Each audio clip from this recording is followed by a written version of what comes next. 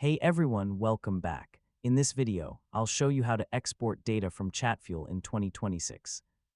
If you want to download your chatbot data, user information, or analytics for backup or reporting, this guide will help you do it step by step. First, open your web browser and log into your Chatfuel account.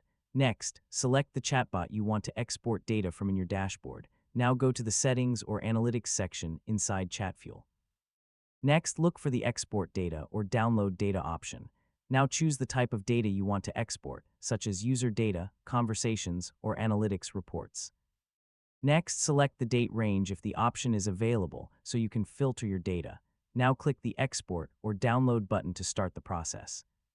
Next, wait a few moments while Chatfuel generates your data file. Now download the file to your computer and open it to verify that all information has been exported correctly.